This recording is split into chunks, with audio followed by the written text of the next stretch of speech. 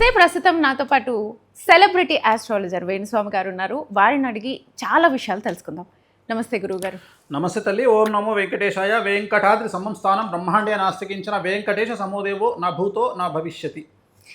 గురువుగారు, ఇప్పుడు నవగ్రహ శాంతికి సంబంధించి చాలామంది డిఫాల్ట్గా చేసేస్తూ ఉంటారు. ఇప్పుడు సపోజ్ శని గురించి మనం మాట్లాడుకుంటాం కదా. శని ఎవరికైనా యోగకారకుడైనా లేకపోతే ఉచ్చ స్థితిలో ఉన్నా వాళ్ళు దానం ఇవ్వకూడదు అనేది నాకు తెలిసింది.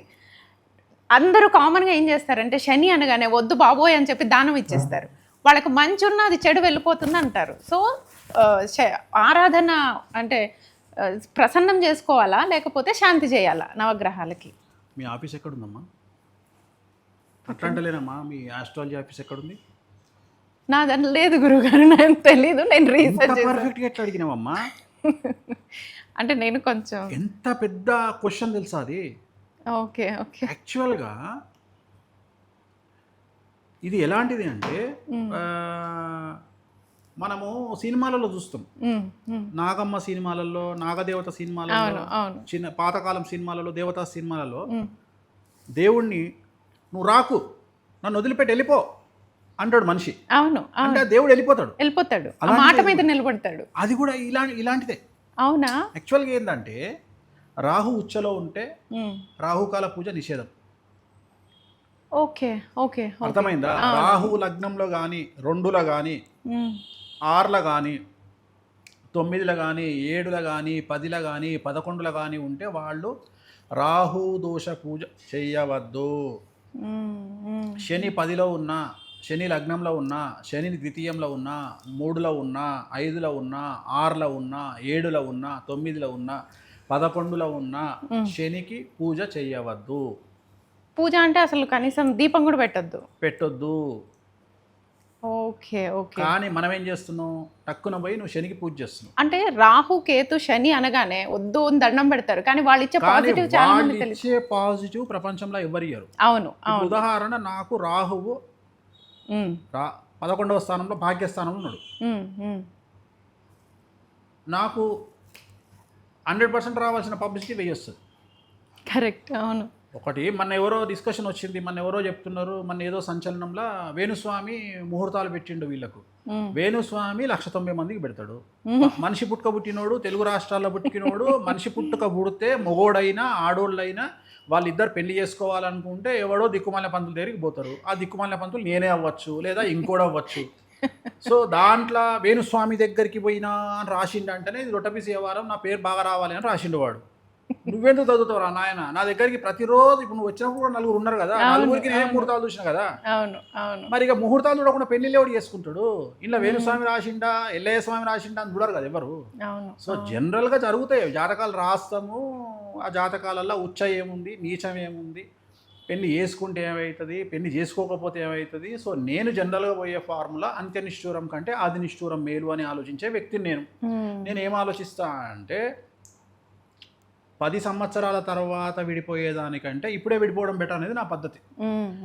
నేను సజెషన్ ఇచ్చేది అట్లే ఉంటుంది.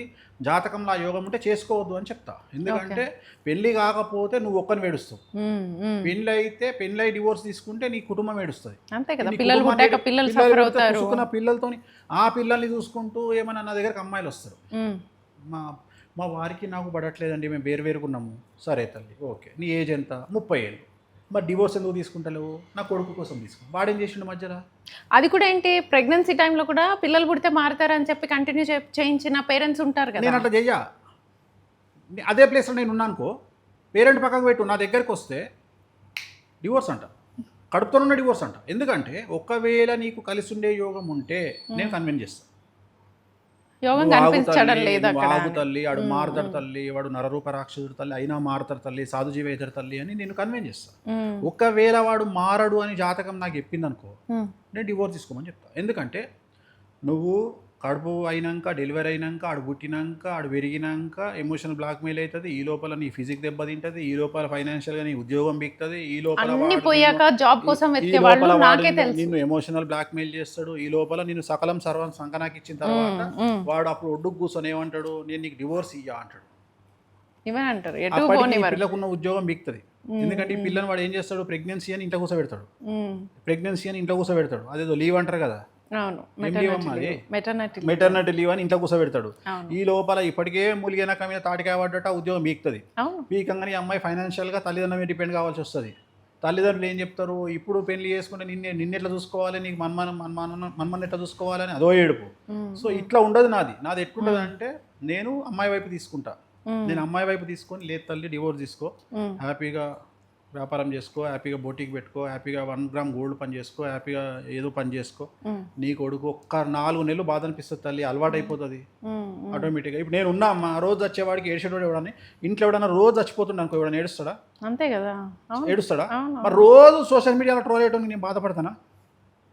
అట్లనే 4 నెలలు అయినాక నీకే వస్తుంది, ధైర్యం వస్తుంది. వేణుస్వామి గారు చెప్పారు, ధైర్యంగా ఉద్యోగం చేసుకుంటూ 4 పైసలు సంపాదించుకుంటూ హ్యాపీగా బతుకుతావు, మొగంతో సంబంధం లేకుండా బతుకుతావు. ఈ జనరేషన్లో మొగలతో పనే ఉంది, ఆడలతో పనే ఉందమ్మా, నాకు అర్థం కాదు.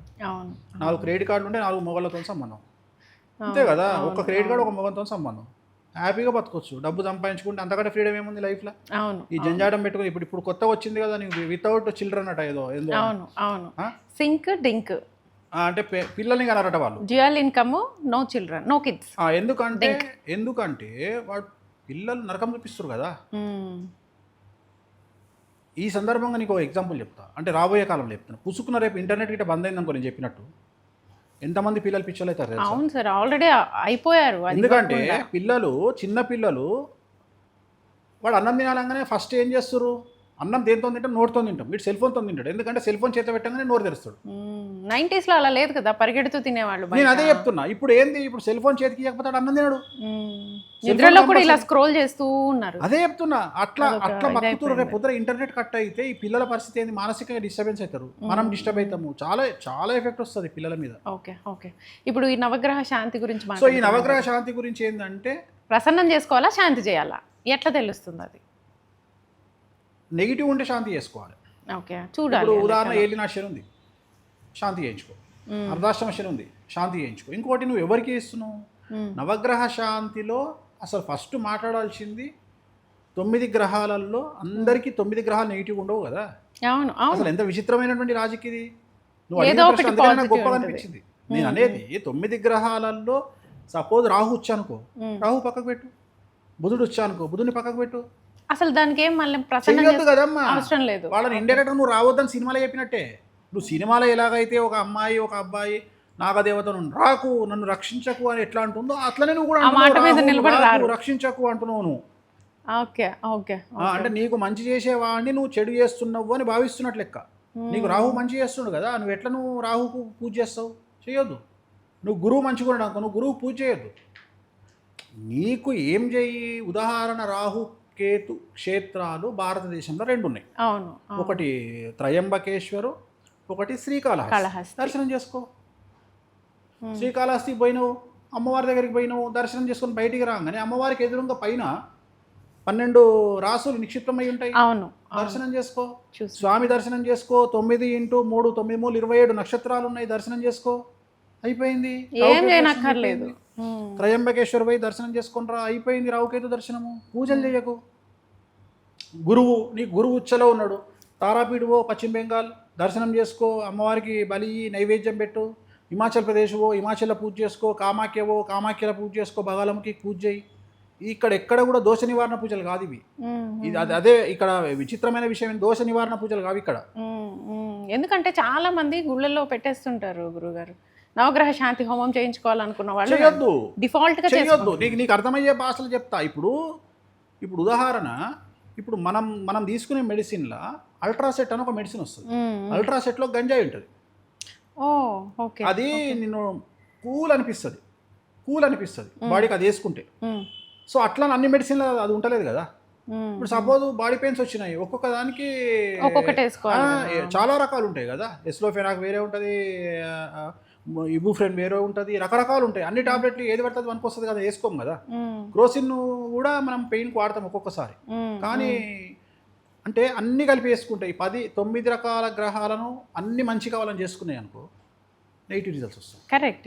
నీకన్నా 6వ ఇంట్లో ఎవరు ఉన్నారు, 8వ ఇంట్లో ఎవరు ఉన్నారు, 12వ ఇంట్లో ఎవరు ఉన్నారో చూసి వాళ్ళకు మాత్రమే చేసుకోవాలి. అది కూడా మళ్ళీ శని 6వ ఇంట్లో భాగ్యస్థానం, శని 12లో భాగ్యస్థానం. అంటే శని 12వ ఇంట్లో ఉన్నా 6వ ఇంట్లో ఉన్నా శని పూజ చేయొద్దు. ఇది చూడండి, ఇది చాలా మందికి తెలియదు. శని 8వ ఇంటి ఉంటేనే చేయాలి. సో నేను అనేది అది, ఇప్పుడు గురువు ఉన్నాడు, గురువు 6వ ఇంట్లో ఉంటే చేయాలి, 12వ ఇంటి ఉంటే చేయాలి, 8వ ఇంటి ఉంటే చేయాలి. మరీ శుక్రుడు అయితే నీకు లగ్నంలో ఎఫెక్ట్ ఇస్తాడు, 7లో ఎఫెక్ట్ ఇస్తాడు, 8లో ఎఫెక్ట్ ఇస్తాడు, 6లో ఎఫెక్ట్ ఇస్తాడు, 12లో ఎఫెక్ట్ ఇస్తాడు.